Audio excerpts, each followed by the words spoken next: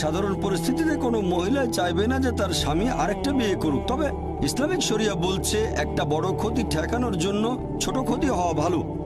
একজন ভালো মুসলিম মহিলা যে পৃথিবীর অবস্থা জানেন, সে এই ছোট ক্ষতি মেনে নিতে আপত্তি করবে না। মানে স্বামীকে শেয়ার করা যাতে বড় ক্ষতি ঠেকানো যায়, অর্থাৎ আরেকজন বোনকে যেন জনগণের সম্পত্তি না হতে হয়। হ্যাঁ বোন,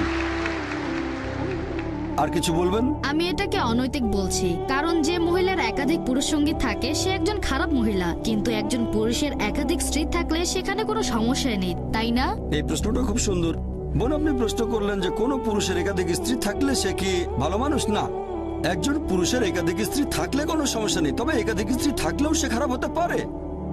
যেমন ধরেন আমেরিকায় কারো রক্ষিতা আছে, হয়তো 4 জন 5 জন অথবা 10 জন, এমনকি ভারতেও সে একজন ভালো লোক না। তবে সে যদি হয় আইনসম্মত স্ত্রী, যদি সে বিয়ে করে, বিয়ের সময় তাকে প্রাপ্য অধিকারগুলো দেওয়া হবে, মোহর দেওয়া হবে, একই সময় সুবিচার করা হবে, তাহলে সে ভালো মানুষ।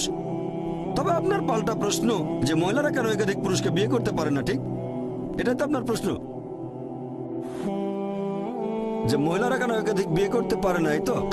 আসলে আমি বলতে চাচ্ছি, যদি মহিলাদের সংখ্যা কমে যায় আর পুরুষের সংখ্যা বেড়ে যায়, তাহলে একজন মহিলার 2-3 জন স্বামী থাকতে পারে। খুব সুন্দর প্রশ্ন করেছেন যে যদি এরকম হয়, তবে আল্লাহ সুবহানাহু ওয়া তাআলা আমাদের সৃষ্টিকর্তা, তিনি অনেক ভালো